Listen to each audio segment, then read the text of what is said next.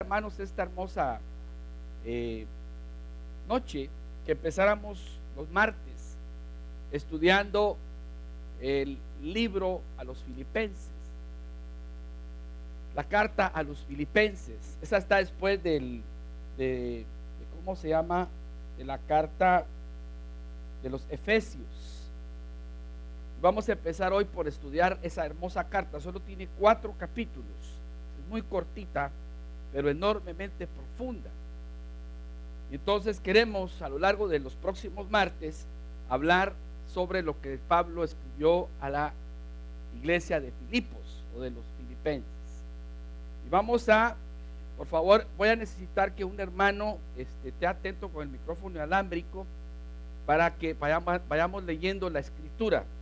Hoy los quiero, por favor, pedir que me ayuden a ir encontrando los pasajes que vamos a ir estudiando esta hermosa noche.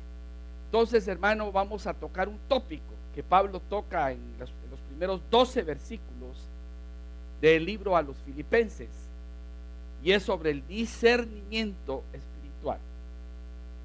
Yo quisiera, por favor, si me ayudan, que abran su Biblia entonces en la carta a los Filipenses, y dice del versículo 1 al 12: Pablo y Timoteo, siervos de Cristo Jesús, todos los santos en Cristo Jesús que están en Filipos, incluyendo a los obispos y diáconos, gracia a vosotros y paz de Dios nuestro Padre y del Señor Jesucristo. Doy gracias a mi Dios siempre que me acuerdo de vosotros, orando siempre con gozo en cada una de mis oraciones por todos vosotros, por vuestra participación en el Evangelio desde el primer día hasta ahora, estando convencido precisamente de esto, que el que comenzó en vosotros la buena obra la perfeccionará hasta el día de Cristo Jesús. Es justo que yo sienta esto acerca de todos vosotros, porque os llevo en el corazón, pues tanto en mis prisiones como en la defensa y confirmación del Evangelio, todos vosotros sois participantes conmigo de la gracia, porque Dios me es testigo de cuánto os añoro a todos con el entrañable amor de Cristo Jesús. Y esto pido en oración, que vuestro amor abunde aún más y más en conocimiento verdadero y en todo discernimiento, a fin de que escojáis lo mejor, para que seáis puros e irreprensibles para el día de Cristo Jesús, llenos del fruto de justicia que es por medio de Jesucristo, para la gloria y alabanza del Señor. Padre, te damos gracias por esta hermosa oportunidad en la que nos permites, Señor, compartir con tu pueblo, Señor, tu palabra, la que tanto amamos, anhelamos, Señor, que nos hable a nuestros corazones. Gracias, Señor, por todo este pueblo precioso que has traído esta hermosa tarde. Bendícenos a cada uno, Señor, conforme a la necesidad que hemos traído. Padre, por favor, manda tu voz, manda tu respuesta, manda, Señor, tu amonestación, tu exhortación para cada uno de nosotros. Te lo pedimos en el poderoso y glorioso nombre de Jesús. Amén y amén. Muy bien. Entonces, hermano, para empezar, ¿qué era la iglesia de Filipos? ¿Qué significaba esta carta para Pablo en la iglesia en Filipos? Primero, hermano, lo que salta a la vista por estudiosos que hacen alguna introducción a este libro es que esta era una iglesia sólida, bien estructurada, organizada y especialmente generosa. Una iglesia, hermano, que estaba ubicada en un área sumamente próspera, de las más prósperas del área de Turquía, porque todas estas iglesias quedaban ubicadas en la parte, digamos, de influencia griega y turca, y entonces eran de dominio romano en ese tiempo, porque era el imperio romano el que prevalecía cuando se escribió esta carta. Pero llama la atención, hermano, que cuando Pablo se empieza dirigiendo a esta iglesia, dice: a todos los santos en Cristo Jesús que están en Filipos, incluyendo a los obispos y diáconos. Quiere decir que era una iglesia que ya estaba bien organizada, bien estructurada. Lo único que puede derivarse de lo que está ahí es que no tenía un pastor designado, sino que lo que tenía era un presbiterio. Presbiterio quiere decir, había un consejo de ancianos, y entre ellos tenían el gobierno y la organización de la iglesia, pero no había pastor. Esa era una de las cosas que Pablo tenía que ordenar todavía, que no había pastor.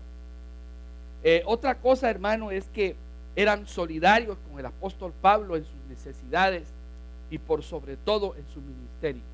Era una iglesia que se había identificado tanto con la labor apostólica de Pablo, que Pablo se sentía bien agradecido con ellos, porque ellos, aún con lo lejos, hermano, que en ese tiempo significaba transitar de un lugar a otro, ellos le mandaban a Pablo lo necesario para que él fuera sustentado. Es una cosa realmente que Pablo la hace ver de una manera muy evidente en esta carta. Le dice: yo estoy agradecido por ustedes y oro por ustedes, por lo generosos que ustedes son para conmigo. Ustedes han sido partícipes conmigo en todo este proceso.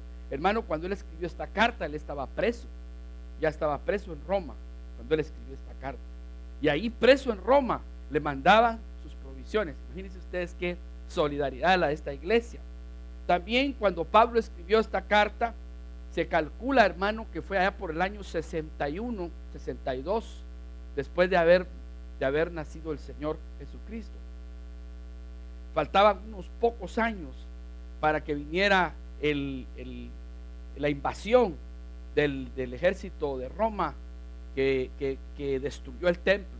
Ustedes saben que la destrucción del templo de Herodes, que fue donde el Señor quiso haber predicado y nunca lo dejaron ver, que los de aquella época la convirtieron en una casa de ladrones. Cuando ustedes se recuerdan que él entró y dijo: ustedes han convertido mi casa de oración en casa de ladrones.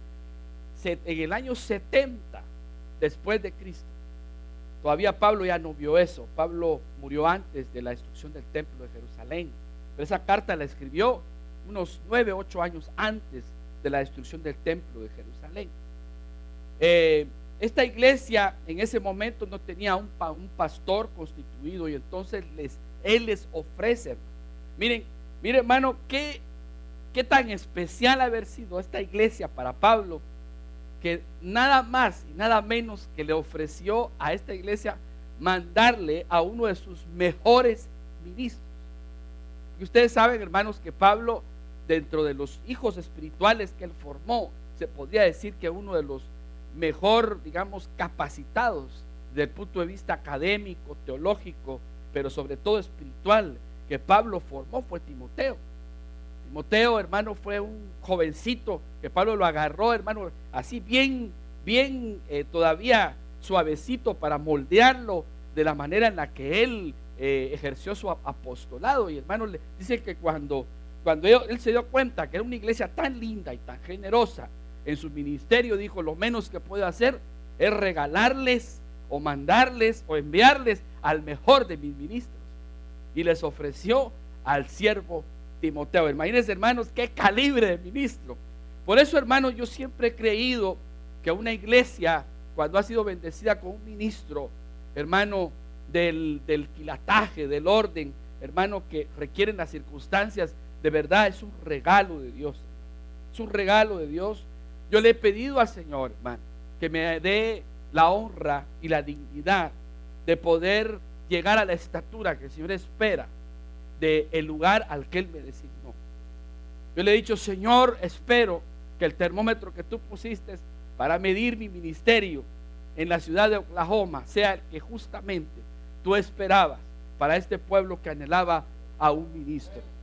Y yo le doy, hermano, al Señor toda la honra y toda la gloria. Hermano, no me quiero hasta aquí atribuir ningún mérito personal, se lo digo públicamente. Lo que el Señor esté haciendo en este lugar es solo su honor, su honra y su gloria la que debe de prevalecer. Nosotros solo somos vasos rajados, quebrados, que el Señor usa para enaltecer su nombre. Pero de cualquier manera, hermano, qué honra y qué privilegio, hermano, de verdad tener a un ministro del cual uno se pueda alimentar, del cual uno se pueda nutrir, y del cual uno pueda sentirse, hermano, con la posibilidad de crecer y desarrollarse. Esta iglesia no tenía pastor. Entonces Pablo dijo: ya tienen obispos, ya tienen ancianos, ya tienen diáconos, ya tienen servidores, pero les falta pastor. Y entonces dentro de la provisión, hermano, que un apóstol siempre tiene, va a mandar a un siervo, a un ministro, de la calidad, del nivel, de la exigencia que un pueblo lo requiera. Hermano, yo creo que ese es un privilegio realmente hermoso. Agradezcámosle a Dios, hermano, que siempre nos ponga delante de nosotros al ministro que nos sustente y nos alimente. Hermano, yo recuerdo todas las veces que he necesitado de un ministro, siempre le he dicho: Señor, de verdad te doy gracias por aquellos que tú has enviado y has tenido a bien tener cerca de mí para yo ser sustentado, para yo ser enseñado, para yo ser estructurado. Porque, hermano, qué horrible estar a la par de un ministro flojo. Era horrible y qué espantoso estar a la par de un ministro, hermano, sin visión, sin la unción del santo. Hermano, es horrible, se siente uno como desamparado, se siente uno como, hermano, sin timón, sin vela. Uno no sabe qué hacer. Pero Pablo conoció que esta iglesia era una iglesia que merecía a un buen ministro y se los mandó. Y eso es algo, hermano, que de verdad la iglesia de Filipos, creo que por lo que se ve en el contexto de lo que uno lee de esa carta, era una iglesia que había sembrado, que había trabajado, que había, hermano, puesto manos a la obra para merecer a un ministro del calibre de Timoteo. Qué bendición, ¿verdad? Gloria a Dios. Ahora sigamos. ¿Cuál era el entorno, hermano, que había alrededor, valga la redundancia, de la iglesia de Filipos o los filipenses? ¿Qué había alrededor de eso, hermano? Aquí es donde ya me empieza a preocupar el tema. Porque que lo estaba estudiando en la madrugada, hermano, que el Señor me llevó a empezar a estudiar esta carta tan preciosa. Hermano, hubo algo que saltó a la vista ahí. Fue cuando yo dije: el tema va a ser el discernimiento espiritual, y van a ustedes a percibir por qué. Esta iglesia, hermano, era una ciudad que estaba en una iglesia que estaba en una ciudad, oigan por favor, adinerada, muy próspera, porque era donde habían minas de oro y de plata que no había en otras regiones. Es una iglesia muy, oigan por favor esto, hermano, muy próspera. Quiere decir, hermano, que todos los que asistían a esa iglesia era gente que estaba vinculada, hermano, a la industria, le dicen hoy siderúrgica, o industria de los metales, que son, hermano, miren ustedes aquí, en cualquier lado, todos los que están vinculados al oro negro, o conocido como el petróleo, de donde se deriva la mayoría, hermano, de cosas que nosotros consumimos, telas, esto que ustedes ven aquí, acrílicos, es petróleo. El 80% de lo que ustedes están viendo aquí es petróleo y metal. Entonces todos los que están vinculados a los negocios del petróleo y los metales son gente muy próspera, gente muy bendecida, muy bendecida. Y ellos estaban ligados a uno de los metales más preciosos de la época, nada más ni nada menos que el oro y la plata.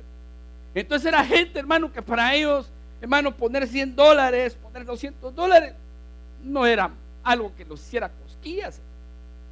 Pero ese es el problema, ese es a los puntos que quiero llegar hoy. Miren el entorno de la iglesia. La iglesia era una iglesia sólida, la iglesia era una iglesia estructurada, la iglesia era una iglesia generosa, practicaba el amor. Pero el acomodamiento en el que estaba Pablo lo ponía nervioso. Yo les voy a decir por qué. Segundo aspecto que salta a la vista es que ese acomodamiento o prosperidad material, que es de tanta bendición, hermano, como también puede ser estorbo cuando no sabemos discernir de lo que podemos disfrutar y que Dios pone a nuestra disposición. Por eso la oración que Pablo hizo por ellos fue específica. Por favor, yo quiero que me vayan siguiendo en esto, porque aquí es donde vamos ya aterrizando, hermano, a la esencia del tema que yo quiero dejar en sus corazones esta noche. Había un problema ahí, el problema es que la gente estaba tan cómoda económicamente, que, hermano, esa comodidad, así como puede ser de tanta bendición, puede ser un terrible y espantoso estorbo para muchos. Y eso lo puede ver uno aquí en este país. Este país en donde hay abundancia, este país donde, hermano, es tan fácil acceder a bienes y servicios que en nuestros países es tan complicado y tan caro. aquí es bastante más fácil. Entonces ese acomodamiento y esa disposición que tenemos de las cosas que aquí no son tan difíciles como en nuestros países, puede ser así de una gran bendición, como puede ser para muchos de un gran estorbo. Entonces Pablo dice: yo estoy clamando por ustedes y estoy orando por ustedes para que el Señor les dé discernimiento. ¿Me están oyendo, hermanos? Bueno, sigamos entonces. ¿Cuál fue la oración de Pablo entonces? Si ustedes ven desde el versículo 4, 9, 10 y 11, surgen ahí las peticiones que Pablo hace de esta iglesia. La primera, les dice: oro porque siempre mantengan vivo su interés en la evangelización de las almas. Miren qué linda la oración de Pablo, hermano. Por eso qué lindo, hermano, cuando uno entra a un círculo de oración con oraciones específicas, no con oraciones así todas vagas y generalizadas. No, hermano, hay que llegar con oraciones específicas. ¿Me están oyendo, hermanos? Entonces miren lo que Pablo hizo aquí. Dice: yo oro siempre para que ustedes mantengan vivo su interés por evangelizar las almas. Hermano, miren qué preciosa oración, ¿verdad? Para que no se adormecieran, que el acomodamiento en el que ellos estaban no llegara a un punto en el que perdieran el interés por darle el mensaje de salvación a las almas. Segundo, que el amor fraternal abundara cada día más en sus corazones, que a pesar de que ya eran amorosos, que ese amor no se enfriara, que ese amor se mantuviera siempre despierto.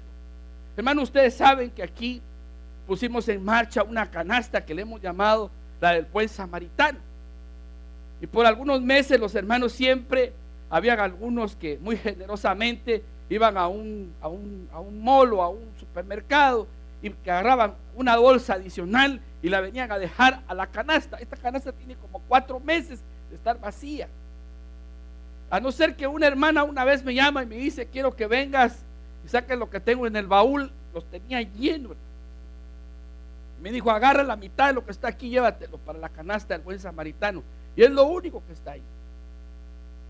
Si alguno de ustedes ha echado algo más, bendiciones, pero se ha perdido el interés, porque el acomodamiento enfría el amor.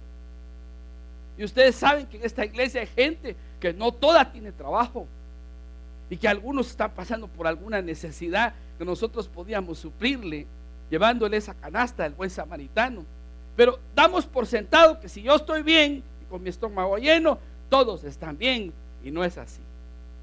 Entonces el acomodamiento, hermano, enfría el amor. Por eso Pablo dice: os pido que mantengáis vivo también el amor fraternal entre vosotros, que no perdáis siempre la expectativa de asistir y de apoyar a familias que están pasando por necesidad.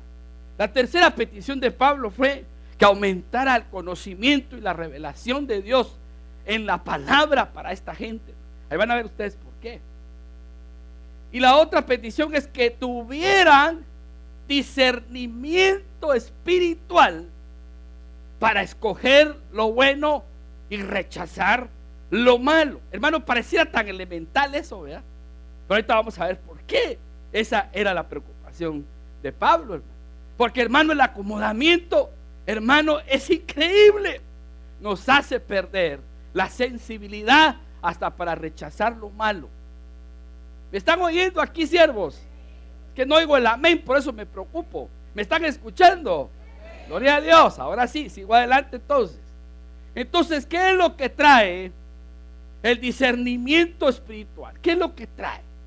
Pablo les dice a ellos: miren, les estoy hablando del discernimiento espiritual. Primero, porque el discernimiento espiritual les va a permitir probar todo aquello que no sea de Dios. Hermano, qué importante es eso. Hermano, yo creo que si les hago una pregunta aquí a algunos de ustedes específica, pero no la voy a hacer, la voy a hacer general, pero estoy casi seguro que el 99.99% de los que están aquí, más de alguna vez los han timado. ¿Qué significa timar? Los han engañado, les han metido gol, Les han dicho una cosa y ustedes se la han creído. A muchos de acá los han estafado. Y probablemente algunos que yo estoy viendo acá, tan espirituales, les metieron gol. El otro día hablábamos con la familia de mis hermanos, con quien yo me refugio. Hablábamos, hermano, de que alguna vez, a menos a mí, mano, no una vez, varias veces, me han engañado, y con Espíritu Santo adentro. Porque yo no dudo, hermano, que los que estén aquí sentados tengan el Espíritu Santo adentro. No lo dudo, porque es el mismo Dios. ¿O no es el mismo Dios? Entonces, ¿por qué los han engañado? ¿Por qué cuando les han vendido cadenas resulta que son de puros clips, de aquellos que usan para prensar papeles, y usted ha pensado que ha sido oro? ¿Por qué si les venden ropa de una marca y si resulta que es una marca a la que solo le pegaron el cocodrilo o lo que sea para decir que era de una marca y ustedes la compraron? Y ustedes creyeron que ustedes tenían algo original y no era original. Y entonces, ¿por qué cuando lo compraron no hubo una voz que les dijo: eso es chafa, eso es falso? ¿Sí o no? No me van a decir algunos hermanos aquí: fíjense que la mujer que me dieron no era, hermano. Porque eso sí ya es el colmo, hermano. Porque tuvieron por lo menos un año para probarla. No es que me metieron gato por liebre. O a las hermanas, ¿verdad? Era un ángel y ahora es un gorila. Tampoco, hermano. Porque para eso nos dieron un año para probar, ¿sí o no? Entonces, ¿dónde está el discernimiento? Miren, aquí estamos viendo, hermano, que Pablo les está diciendo: miren, yo le pido a Dios que les dé discernimiento, porque les va a permitir probar lo que no es de Dios. 2, les va a dar sinceridad y pureza. Porque, hermano, miren, lo lindo de una persona que sabe discernir es que es una persona honesta. No es una persona de doble ánimo. No es una persona que te dice una cosa y después te la cambia, sino que como ya discernió en el Espíritu qué es lo que Dios quiere, de una vez te va a decir sí o no, y te va a hacer una persona pura. 3, te va a enseñar a no ofender ni servir de tropiezo al prójimo. Si tú sabes discernir, no le vas a hacer de tropiezo al otro cuando le digas una cosa que no vas a respetar porque no entendiste o no discerniste en su momento lo que te estaban diciendo. Y entonces, hermano, vas a ser honesto y no le vas a servir de tropiezo al otro. Hermano, ¿qué pasa con muchos que prestan dinero? Prestan el dinero, pero como no disciernen, hermano, se lo dan, hermano, a alguien con el que el Señor tiene tratos. ¿Me están oyendo, hermano? Entonces vienen y prestan el dinero, 200, 500, $1000, con el hermanito que llega ahí todo despeinado y necesitado, a decirle: préstame, hermano, préstame. Si tú sabes discernir y sabes que ahí hay trato de Dios, aunque tenga los $1000, no se los vas a dar. Porque, hermano, les voy a poner el ejemplo. ¿Le fue a dar el Señor un sándwich al hijo pródigo cuando estaba en la pocilga, sí o no? ¿Por qué no se lo fue a dar si lo necesitaba? ¿O no lo necesitaba? Entonces, ¿por qué no se lo dio? Porque estaba en trato. Y hasta que él no entendiera, no iba a regresar a pedir que lo perdonaran. Hay hermanos con los cuales el Señor tiene trato, y si tú no disciernes, le prestas el dinero y ¿sabes qué?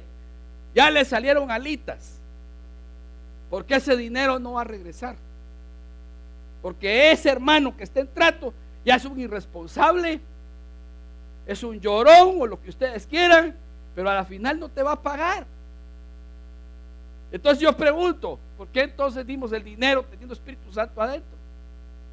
Por eso Pablo dice: mejor mira, honestamente, si en tu discernimiento, porque mira, hermano, también es pecado tener el dinero, poderlo dar y no dar. Porque así como pudiste haber fallado por haberlo dado sin discernimiento, también puedes fallar por haberlo dado y haberte negado, por haber podido darlo y negarte. Eso es tremendo, hermano, porque quiere decir que tú pudiste haber hecho misericordia con ese siervo o sierva de Dios teniendo el dinero y te negaste. Por eso el discernimiento funciona en los dos sentidos. Vayamos a otro. ¿Por qué era importante ese discernimiento? Para ser preservados. Oigan, por favor, hermano, hasta el momento en el que el Señor aparezca. Puede ser, hermano, que el Señor aparezca en el 2012, o el Señor se tarde un poco más. Ahí me decían, hay unas jovencitas que yo quiero mucho: bueno, pastor, estamos tristes porque ahora no nos vamos a casar. El Señor viene en el 2012. Y les digo, no, ustedes hagan sufrir al patojo, al jovencito, porque, hermano, debemos de trabajar como que si el Señor nunca viniera, y debemos orar e interceder como que el Señor viniera hoy. Ese es el equilibrio. El equilibrio es santificar y buscar al Señor tan fuertemente como que el Señor viniera hoy en la noche, pero trabajar tan duramente como que el Señor no fuera a venir. Eso da el equilibrio para ser, hermano, ser sensatos, porque hay muchos que, hermano, por estar esperando a que el Señor venga, ya no trabajan, son unos haraganes. Y tampoco el Señor los mandó a ser así, irresponsables. Y que porque el Señor ya viene, entonces ya no hago nada, no hago casa, no hago carro, no busco trabajo. No, hermano. El discernimiento nos va a dar la capacidad de ser preservados para que cuando el Señor venga estemos, hermano, irreprensibles. Gloria a su nombre. Y por último, algo importantísimo, hermano: estar llenos de frutos de justicia. Ser hombres y mujeres con frutos. Hombres y mujeres, hermano, que estemos dando evidencias de nuestro crecimiento espiritual. Y no como muchos, hermano, que parecen pozos secos, que no tienen agua. Que cuando uno los va a buscar, solo eco tienen. Aló. Vacíos, hermano. El que tiene agua no hace eco. Cuando uno llega a un pozo que tiene agua, no hace eco, hermano, porque el agua amortigua la acústica. Pero un pozo que está seco, solo dice uno: aló. Feo. Bueno, yo quiero ir aterrizando, hermano, algo interesante esta hermosa noche. Otro de los puntos por los cuales es importante el discernimiento es porque al final eso nos va a permitir darle gloria y alabanzas a nuestro Dios, porque vamos a ser menos vulnerables al engaño. Hermano, nadie de los que están aquí se va a sentir cómodo siendo engañado, ¿verdad que no? Por ejemplo, hermano, miren, por ejemplo, voy a ir a un caso tan conocido como el de aquella jovencita que le hace caso a aquel muchacho de pestañas volteadas y rulo en la frente. Ay, mi princesa del alma, cómo te amo, eres lo máximo. He buscado en todo el mapamundi a una mujer tan linda como tú y no la he encontrado, y hoy se me aparece como que fuera un fantasma. ¿Para que soy poeta, hermano? Y viene la hermanita linda, hermano, y cae en los brazos de ese corpulento hombre de 18 pulgadas de bíceps, que va a ser puro chiribisco, parece. Hermano, y viene la jovencita, hermano, y se tira a los brazos de este hombre, porque le creo. Me ha dicho que yo soy la única. Y a los 3 meses le da una patada. Miren lo que estoy hablando, hermano. Eso es de todos los días. Ahora viene uno y después viene la jovencita y se postra en el altar, echa un mar de lágrimas. Y uno se acerca al final del culto y le dice: madrecita, ¿qué te pasó? Me engañó. Infame. Ahí todavía es cortés, ya cuando uno ya tiene 5 minutos de hablar con ella: desgraciado. Me engañó, pastor, me engañó. Ahora pregunto, hermano, ¿por qué te engañó? ¿Acaso no tienes discernimiento? ¿Acaso no sabes qué espíritu estaba moviendo a ese joven? ¿Me están oyendo, hermano? Lo mismo les pasa a los jovencitos que están aquí. Cuando llegan con la doncella y le dicen: esta es. Yo sé, Dios mío, que esta es. Me la hiciste a la medida, Señor. Qué lindo eres. Centímetro a centímetro está calculada para este. Centímetro a centímetro. Tú me la hiciste a escala, Dios mío. Antes que yo naciera ya me la habías preparado. Y resulta que a los 6 meses se encuentra uno del jovencito ahí todo refundido en la cocina. ¿Qué te pasó, mano? Mira, hermano pastor, no la quiero ver porque la despedazo, la vuelvo hilachas. Me engañó, pastor, me engañó vilmente, me engañó. ¿Y dónde está tu Espíritu, el Espíritu Santo que tienes adentro? ¿Por qué te engañó? Estoy hablando de casos reales, hermano. Hermano, como que dice, ¿por qué entonces no discernimos lo que nos está pasando? Hermano, miren, yo tuve la bendición y la gracia de Dios de que pude discernir en su momento a la mujer que Dios me iba a dar. Y algunos no me creen, aquí se me quedan viendo como que fuera animal raro, hermano. Cuando yo les digo que mi esposa fue la única novia que tuve, yo creo que me está viendo por internet. Usted sabe que no puedo mentir. Y hermano, no, yo no tuve más novias. Yo le entregué a ella, a mí, pureza. Te lo digo delante de Dios. Es un honor que yo lo digo con a voz en cuello, porque puchinimón, pues mi mérito.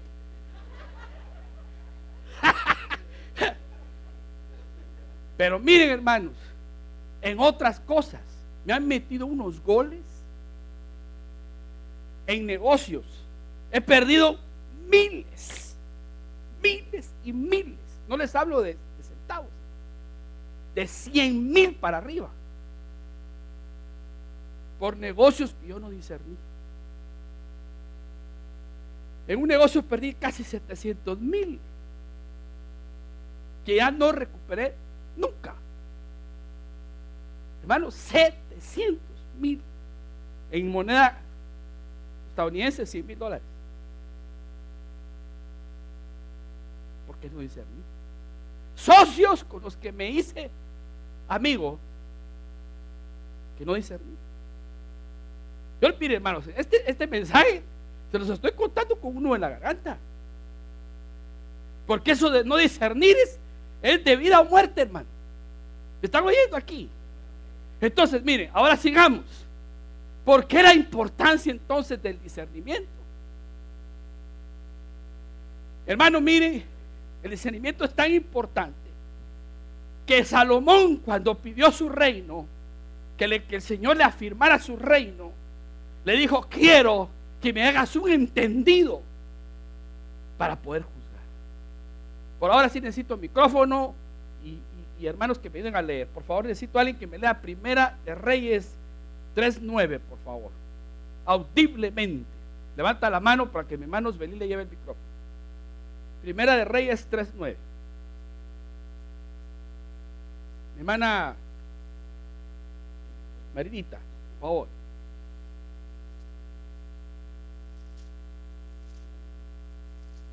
Da pues a tu siervo corazón entendido para juzgar a tu pueblo y para discernir entre lo bueno y lo malo, porque ¿quién podrá gobernar tu pueblo tan grande? Eso lo dijo Salomón. Dame entendimiento, Dios mío, para poder discernir entre lo bueno y lo malo. Hermano, él sabía que como gobernante iba a tener muchas cosas que resolver, y si no tenía discernimiento, hermano, iba a tener problemas. ¿Me están oyendo, hermanos? Van a llegar a tu vida cosas que vas a tener que juzgar. Entonces, esta noche tenemos un desafío, hermano. Les dije que este 2012 es año de desafíos. Hermano, el desafío que yo quiero dejar en sus corazones este año es que de aquí salga gente tan, hermano, tan pulida en discernimiento. Hermano, que cuando se les acerque alguien a quererlos engañar, les tiemblen las canillas.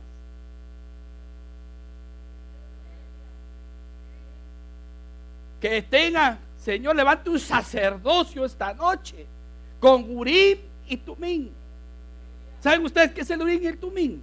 Eran dos piedrecitas que el sumo sacerdote tenía atrás de su, hermano, pechera. La pechera tenía 12 piedras y atrás tenía dos bolsitas que se llamaban Urim. Todavía los expertos no saben cómo eran esas piedras, pero cómo funcionaban esas piedras. Funcionaban así: cuando llegaba alguien y le decía, señor sacerdote, fíjese que fulanita me dijo ayer que mi esposo andaba con otra. Yo quiero venirle a decir a usted, a ver qué piensa usted, a ver qué sabe usted. Entonces se le encendía de este lado una piedrecita, se le encendía, otra que decía no, y otra que se le decía sí. Y entonces, si era no, se le encendía la de este lado, el Urim y el Tumim, Urim y Tumim. Y entonces para el sacerdote era muy, permíteme, decía, solo miraba así, mira abajo del saco. No. Sí, qué rico, ¿eh? Qué sabroso, hermano. Qué bueno que nosotros tuviéramos esas piedrecitas hoy ahí, ¿verdad? Tan facilito. No, hermano, fíjate, quiero ponerte un negocio así, solo va uno y no. Qué rico, hermano. Pero el problema es que le llegan a proponer a uno un negocio, le llegan a poner a uno ahí un caso, hermano, en los que uno pasa toda la noche en vela, ni siquiera uno sabe qué hacer, hermano. Qué horroroso es eso. Pero, hermano, yo debo decirles algo. Por algo el Señor ha dejado en su palabra que nosotros tenemos un Espíritu Santo, que si nosotros lo hacemos sensible a la voz de Dios, vamos a tener capacidad para juzgar. Aleluya. Denle un aplauso fuerte al Señor. Aleluya. Bueno, ¿para qué más nos va? ¿Por qué es importante el discernimiento? Para que nos enseñe a ver como Dios ve. Hermano precioso, eso sí está cardíaco. Porque si el discernimiento nos da la capacidad de ver como Dios ve, ¿quién nos puede engañar? Necesito un voluntario ahí que lea Isaías 11:3, por favor, en voz alta. ¿Quién levanta la mano? Mi hermano Julio Palma va a leer esa cita. Isaías 11:3. ¿Qué dice, siervo? Y le haré entender diligente en el temor de Jehová, no juzgará según la vista de sus ojos, ni arguirá por lo que oigan sus oídos. Quiere decir, hermano, que ahí no funcionan estos ojos ni estos oídos. ¿De quién funcionan? Los de papá. Entonces, si funcionan los ojos de papá y los oídos de papá, ¿quién nos puede engañar? Hermano, nadie. O díganme ustedes, ¿quién ha engañado a Dios alguna vez? Dejaría de ser Dios. Pero ¿saben una cosa? Él nos ha dado esa capacidad. Ahí está Isaías 11:3, dice: no juzgarás con estos ojos que tú tienes, no oirás con los oídos que tú tienes, lo harás con los de Jehová de los ejércitos. Veamos la otra. Hermano, ¿por qué necesitamos discernimiento? Para ser espirituales. Leo un voluntario que me lea 1 Corintios 2:14. Mi hermana Lee dice, ¿qué dice? 1 Corintios 2:14. Amén. Porque el hombre que está en el alma no acepta las cosas espirituales porque le son locura, pues no es capaz de comprenderlas, porque han de discernirse por medio del Espíritu Santo. Quiere decir eso, que para poder discernir tengo necesariamente que estar en el Espíritu. Si me pongo en la carne, me salgo de la frecuencia. Ustedes saben, hermanos, que cuando uno va en un vehículo, hay carros que solo ronronean, hablan lenguas, ¿sí? Entonces uno le pregunta al hermano, ¿y qué pasó? Es que no tiene antena, dice. Es que no tiene antena. Pues lo mismo le pasa a los hermanos carnales. Cuando andan en la carne no agarran la frecuencia. necesitan la antena para agarrar la señal del Espíritu de Dios en su vida y estén en la capacidad de discernir. ¿Para qué más sirve el discernimiento? Para ser aptos a comer comida sólida. Por favor, oigan esto, hermano. Necesito que alguien me lea Hebreos 5:14. ¿Qué quiere decir eso, hermano? Que una persona que no aprende a discernir, jamás puede comer comida sólida. Léelo, ¿sí? Porque el alimento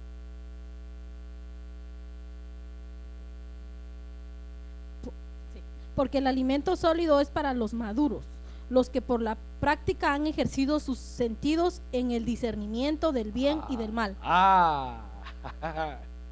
En la práctica han aprendido a discernir y pueden comer palabra sólida. Hermano, ¿qué pasa en la mayoría de congregaciones, hermano, que nos toca estar? Los pastores tienen que diluir la lechita que tienen, ya parece horchata, porque la gente no discierne. Si les dan palabras profundas, indigestas. ¿Saben por qué? Porque no han ejercitado sus sentidos espirituales para discernir. Vale. ¿Qué hizo? ¿Qué hizo quién? ¿Qué hizo David? Necesito que alguien lea 2 Samuel 5:12.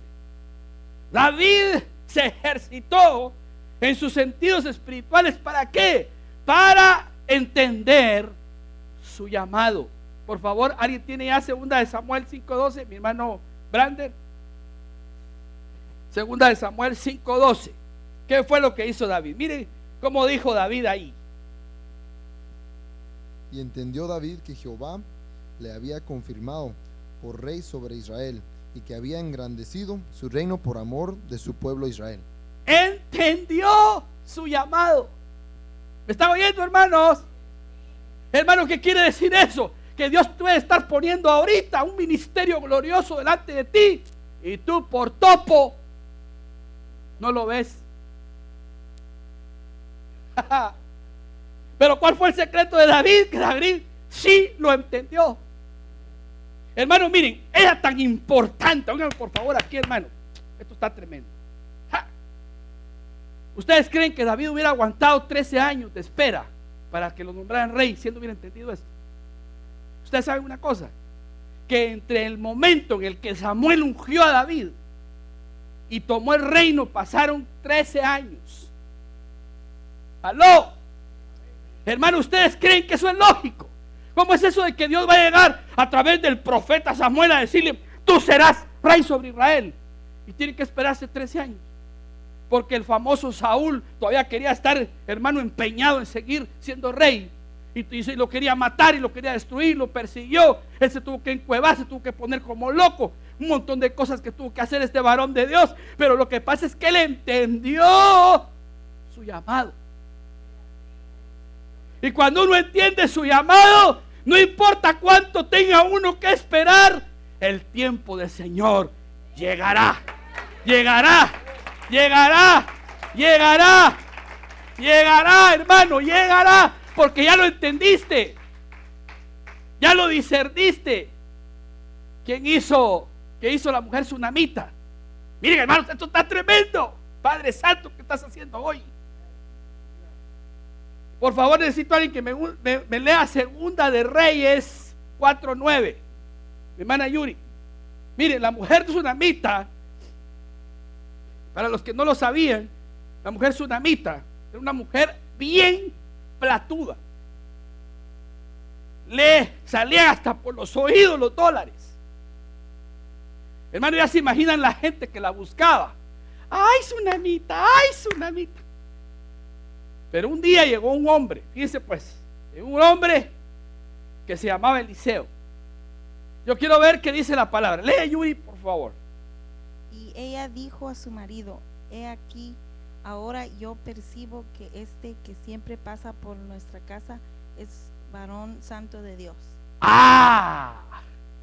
No le metieron gol. ¿Me están oyendo aquí, hermano?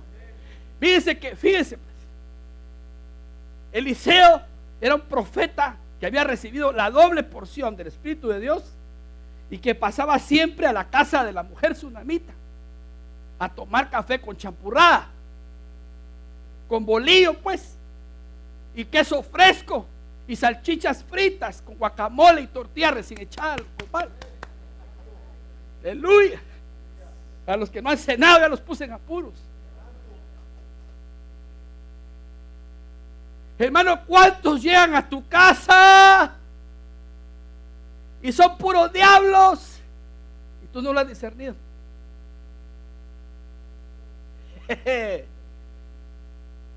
Pero esta mujer supo entender que estaba recibiendo a un hombre bajo la unción poderosa del Espíritu de Dios. Hermano, qué triste. Ahora mire, pongámoslo al contrario. Qué triste que Dios te esté mandando a una persona para que tú la bendigas y tú no lo hagas. Qué triste hubiera sido para la mujer sunamita que dentro de su casa hubiera tenido a semejante hombre de Dios. Hermanos, busquen en la Biblia qué hombre llegó a tener los 8 dones del Espíritu como Eliseo. Eliseo solo le faltó un don, el don de lenguas, porque no había venido todavía el Pentecostés. Y ahí tuvo todos los dones del Espíritu, hermano. Ese hombre es tremendo. ¿Y saben qué produjo en la mujer sunamita? Tener a ese hombre ahí, que su vientre estéril tuviera hijos. Vaya si no valió la pena que ella discerniera a quién tenía en su casa. Veamos otro caso. ¿Qué hizo Nehemías? Supo cuando 2 bandidos se le acercaron poniéndole cara de piadosos y lo que querían era bajárselo, hermano. Por favor, yo necesito que alguien me lea Nehemías capítulo 6 verso 12. ¿Quién lo tiene? Mi hermano Denis. Nehemías 6:12. Aleluya. Dilo, siervo. Y entendí que Dios no lo había enviado, sino que hablaba aquella profecía contra mí, porque Tobías y Sabalat le habían alquilado por salario. Hermano, cuando Nehemías llegó a reconstruir los muros de Jerusalén, el diablo tenía 2 asalariados. Uno se llamaba Tobías y el otro, ¿cómo se llamaba? Abalat, ¿cómo se llamaba? Tambalat. Tan raros esos nombres, ¿verdad? Y dice, hermano, dos muchachitos con cara de piedad, hasta le fueron a profetizar, hermano. Nehemías, tú eres un hombre guapo, Nehemías. Nehemías, hombre de Dios. Nehemías, no hay otro en toda Jerusalén como tú. ¿Y qué hacía ese hombre? Lo que pasa es que tenía discernimiento. Y como tenía discernimiento, supo entender que eran 2 bandidos, hermano, que se le estaban metiendo para que él dejara de reconstruir el muro. ¿Están oyendo? Hermano, por favor, entiende que si hoy el Señor habilita en tu espíritu el discernimiento, no va a haber quién, aunque llegue con profecía que dice que es de Dios, te engañe.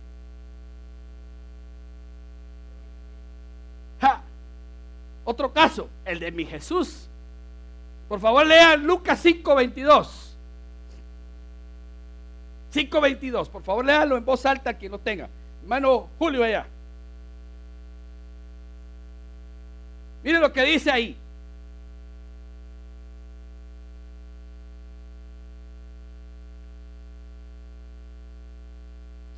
Amén. Jesús entonces, conociendo los pensamientos de ellos, respondió y les dijo: ¿qué cavilgáis en vuestros corazones? ¿Qué caviláis? O sea, ¿qué pensáis en vuestros corazones? Él sabía, hermano. Él sabía. Ahora, cualquiera puede decir de aquí, hay que se recuerda que él era el Hijo de Dios. No, hermano. Él tenía también que meterse en la dimensión del Espíritu para que no lo engañaran. ¿Ustedes creen, hermanos, que el Señor no sabía quién de los dos se lo iba a engañar? ¿O no lo sabía? Y sin embargo no lo hizo notorio, pero lo sabía. Y era porque se tenía que cumplir el propósito de su crucifixión. Dejó que se le metiera a Judas. Pero si no, no se le mete, hermano, porque era propósito. Pero ¿cuántos Judas se nos meten a nosotros, hermano? ¿Cuántos nos llegan con besitos? ¡Mua! Y el puñal en la espalda. Hasta ruido le hacen a uno en la espalda cuando lo están a uno apuñalando, hermano. ¿Por qué? Si el Señor conocía el pensamiento de todos ellos. Él tenía discernimiento. Y solo dejó aquello que en el propósito de su Padre se tenía que cumplir. ¿Sí o no? Bueno, ahora hablemos, hermano. Aquí se empieza a poner complicada la cosa, hermano. Y con esto voy a terminar. ¿Qué es lo contrario al discernimiento? La torpeza espiritual. O sea, hermano, no te quiero decir nada, solo interpreta. ¿Qué pasa si tú hoy no arrebatas esa bendición para tu vida de tener discernimiento? Te vas a volver topo espiritual. Ahora, ¿qué es el problema, hermano, de la torpeza espiritual? Cuando no se trae o no se tiene discernimiento, trae necedad. Yo quisiera, por favor, que alguien leyera Salmo 92:6. ¿Quién tiene ahí la cita? Démosle la oportunidad a mi hermana Karen ahora. Si no, no participan todos. Gloria a Dios. Amén. Dice, es el 6. Solo un soplón no sabría y un necio no entendería qué. Sigue el verso siguiente. Aunque los malvados broten como la maleza y los malhechores florezcan, serán destruidos para siempre. Bueno, solo que un malvado y un torpe, dice, o un necio, no entiende. El 6. Un simplón, dice aquí.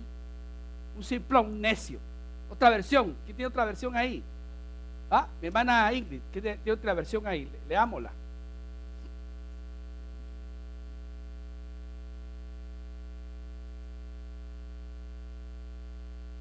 Dice así: los insensatos no lo saben, los necios no lo entienden. Ahí está, necios. Otra versión dice necio, y la de la hermana Karen dice simples. Pero es un necio, hermano. O sea, ¿qué trae la falta de discernimiento? Necedad. Hermano, por favor, no caigamos en eso. Otra, trae hipocresía, hermano. Eso es terrible. Quiere decir que el que no discierne es un hipócrita. Alguien me lee, por favor, Lucas 12:56, por favor. ¿Quién? Allá donde está Denis. ¿Cómo te llamas, mamita? Que te veo y no, tu nombre no recuerdo. ¿Cómo? ¿Ah? Michelle. Veamos qué dice Michelle.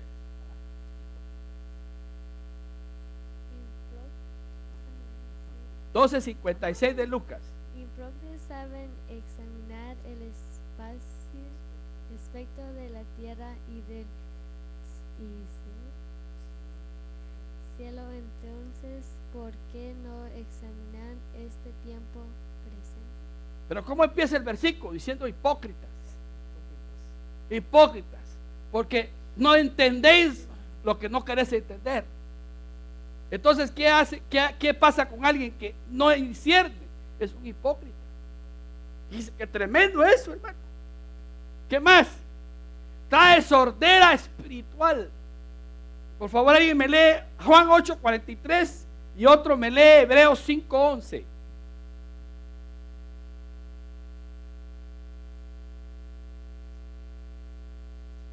Juan 8:43 y Hebreos 5:11. Denis, léeme el primer pasaje, Juan 8:43 y otro que me lea Hebreos 5:11. ¿Por qué no entienden lo que digo? ¿Por qué no pueden oír mi palabra? O sea, ¿quiénes no pueden oír? Los que no disciernen. Hebreos 5:11, ¿quién lo tiene? Mano Julio, hay que estar más cerquita.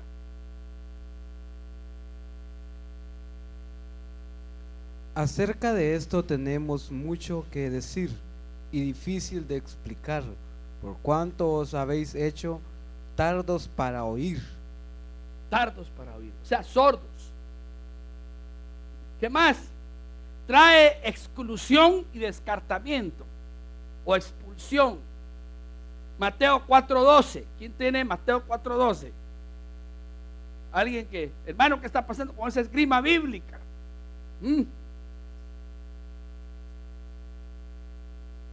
Léelo, Julio. Amén. Cuando Jesús oyó que Juan estaba preso, volvió a Galilea. Mateo 4:2. Amén. ¿Será que copié mal yo el pasaje? Cuando Jesús vio que Sí, yo copié mal ese pasaje. dejándolo Haber querido poner otro evangelio, si me lo localiza alguien se lo voy a agradecer. Pero dice ahí que el que no atiende la palabra, el que es sordo espiritual, que no la discierne o no la capta, se va a perder la visitación y la bendición de Dios. Eso es lo que dice parafraseando ese pasaje, pero el plano lo copié mal. A ver qué quise poner ahí, hermano. Me perdonan por eso. Otra, la gente se queda sin crecimiento o se vuelve enana. Mateo 13:13 y 2 de Timoteo 3:7. Por favor, si alguien me lo lee.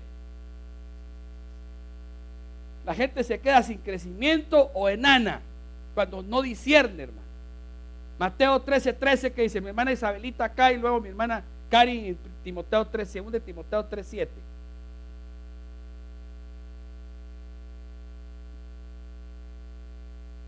Dice, por eso les hablo por parábolas, porque viendo no ven y oyendo no oyen ni entienden.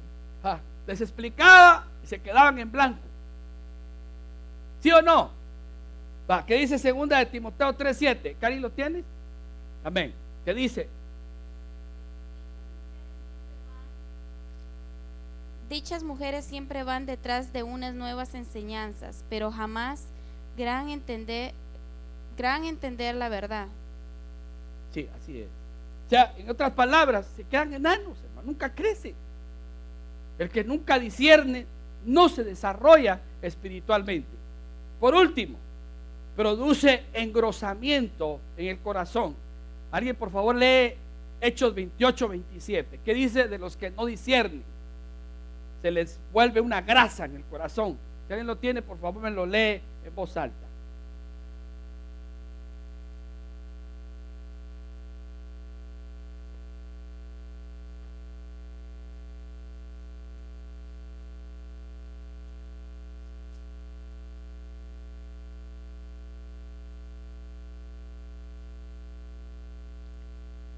Porque el corazón de este pueblo se ha engrasado, con los oídos oyeron pesadamente, y sus ojos han cerrado, para que no vean con los ojos, y oigan con los oídos, y entiendan de corazón, y se conviertan, y yo los sané. Yo los sano. Entonces están viendo, hermano, miren, 6 cosas que le pasa a la gente que no discierne. Ahora ustedes vayan entendiendo, hermano, por qué a algunos de nosotros nos cuesta avanzar, porque no tenemos discernimiento. Entonces el Señor Jesús, cuando estuvo en su ministerio, les hizo varias exhortaciones a sus discípulos, y con eso cierro el mensaje, hermano. Importante, creo yo. La primera exhortación que les hizo fue que no fueran tardos para entender como los de afuera, que no fueran, hermano, lerdos para entender la palabra que Él les estaba diciendo. Por favor, si alguien me lee Mateo 15:16.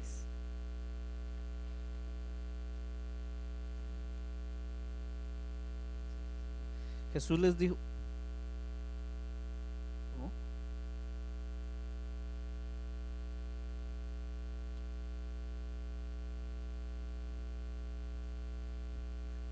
entonces,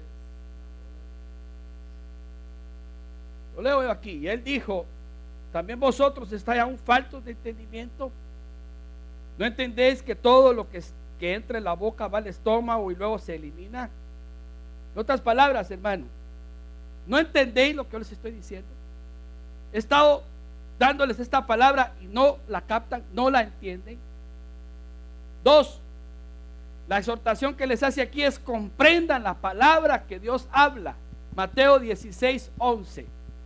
Mateo, yo lo tengo aquí muy cerca, entonces lo leo yo. Mateo 16:11 dice: ¿cómo es que no entendéis que no os hablé de los panes, pero guardaos de la levadura de los fariseos y saduceos?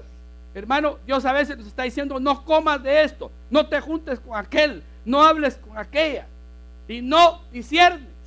Ten cuidado de la comida que te están dando doctrina herética y tú no la has captado. ¿Sí o no, hermano?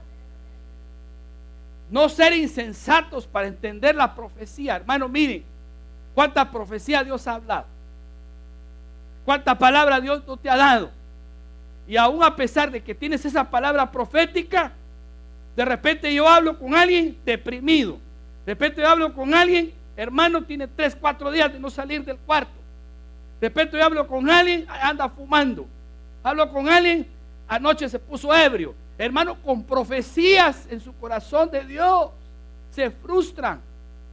¿Por qué creen? Porque son insensatos para entender la profecía, porque no disciernen. Por favor, léame a alguien Lucas 25:25. Al 24:25. ¿Tú lo tienes ahí? Léelo en voz alta. Para creer en todo lo que los profetas han hablado. ¿Ya? Insensatos de corazón, que no entendéis todo lo que los profetas os han hablado. ¿Cuánta palabra? ¿Cuánto mensaje? ¿Cuántos ministros han predicado la palabra y no la terminas de entender? Porque se te mete por un oído y te sale por otro. Hermano, estamos cayendo en necedad.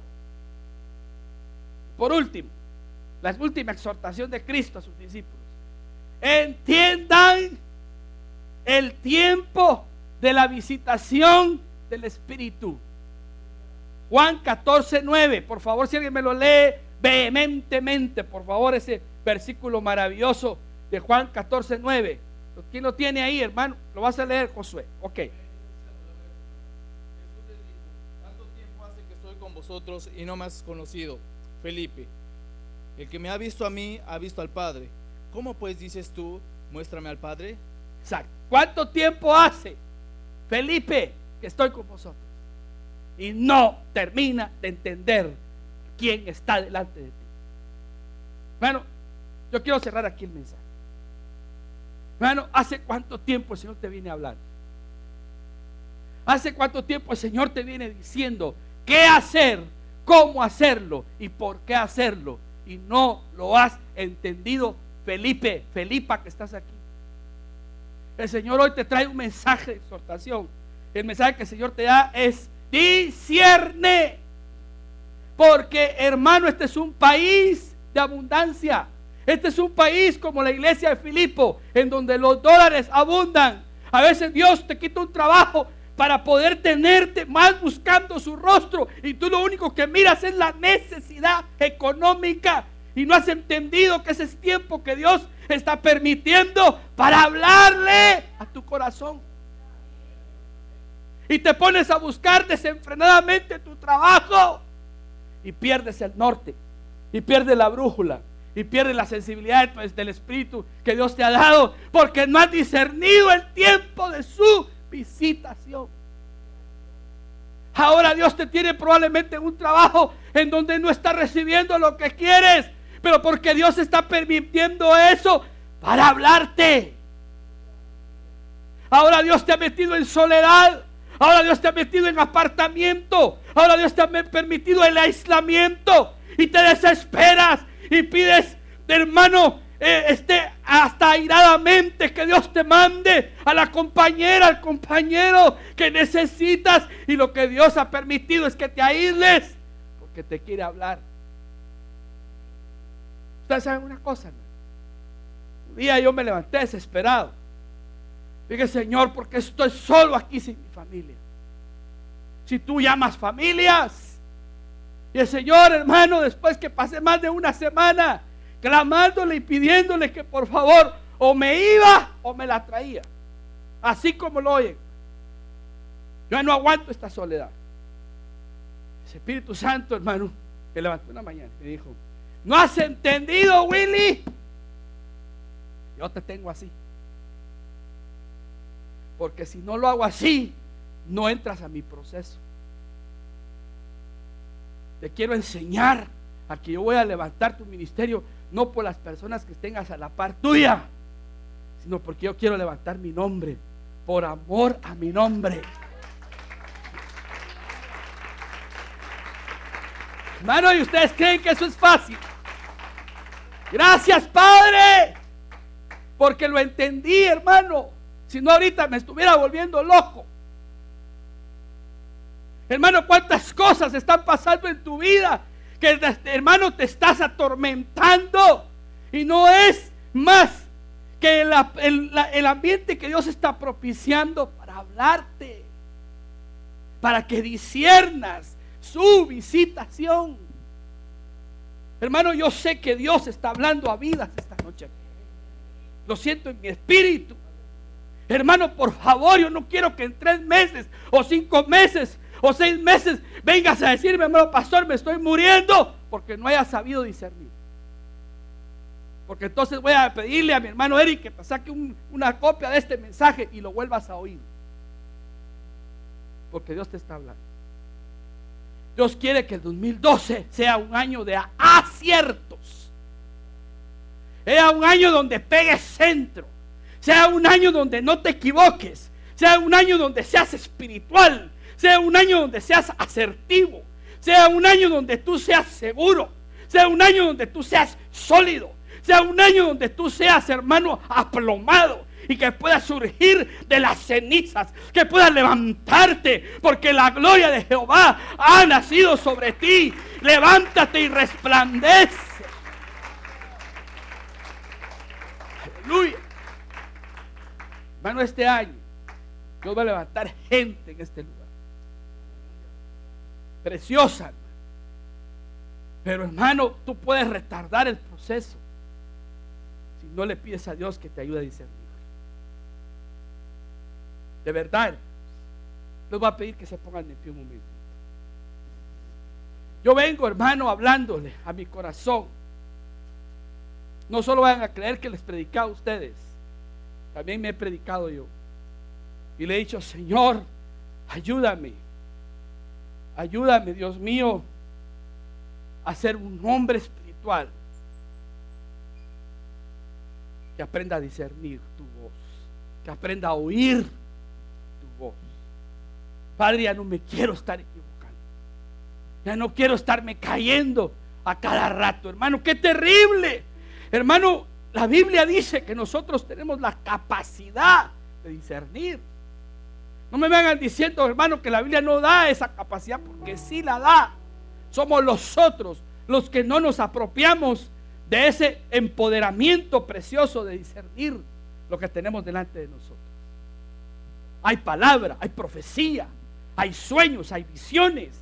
Hermano, hay voz de Dios activa en este tiempo para hablarle a tu vida. Por favor, hermano precioso, como pastor de este lugar, yo deseo que tú seas un hombre lleno de vida, de éxito en tu vida, que no te estés equivocando a cada rato, hermano, sabiendo que tienes la brújula, el urín y el tumín de Dios en tu pecho, y que lo puedes activar en la medida que tú aprendas a ser sensible a la voz del Espíritu de Dios. Levanta tus manos ahí donde estás.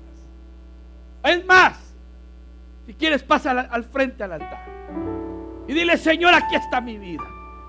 Hermano, yo sé que hay decisiones tremendas para muchos este año, para mí también, fuertes, tremendas. ¿Qué vas a hacer? ¿Qué vas a hacer? ¿Qué vas a hacer? ¿Qué vas a hacer? Aleluya. Aleluya. Ya no me quiero equivocar, hermano. Quiero estar en tu propósito, Señor bendito. Quiero estar en tu propósito. Quiero estar en tu propósito. Quiero ser agradable delante de tus ojos. Ya no me quiero estar equivocando a cada rato, cometiendo error tras errores. No, hermano, no. No. Hemos perdido dinero. Hemos perdido relaciones valiosas. Hemos dejado ir oportunidades exquisitas por falta de discernimiento. Por eso era que la solicitud de Pablo era: crezcan en amor fraternal, crezcan en conocimiento, crezcan en frutos, pero sobre todo aprendan a discernir. Aprendan a discernir, para que no se equivoquen, hermanos, no se equivoquen. Aleluya. Oh, Señor, mira este pueblo. Mira este pueblo, Señor, aquí delante de ti, pidiéndote, clamándote, para que les dé sensibilidad en su espíritu, para discernir tu voz, para oír tu voz. Clamamos delante de ti, Señor, necesitados, profundamente necesitados de que tú nos guíes, que tú nos ayudes, que nos des gracias, Señor, para poder captar tu voz, que nuestro radar espiritual, hermano, como hacen en los ejércitos del mundo, lo que más ellos trabajan son sus radares para detectar al enemigo, para detectar a los invasores, para detectar a los indeseables. Pidámosle al Señor que nuestro radar, hermano, se desarrolle de tal manera que podamos, hermano, observar cuando incursionan gentes extrañas en nuestra vida, personas, circunstancias, situaciones indeseables para nosotros. Hermanos, nos hemos equivocado muchas veces. Hemos llorado nuestros errores, hermano. Amargamente. Hermano, yo he llorado mis errores. He llorado mis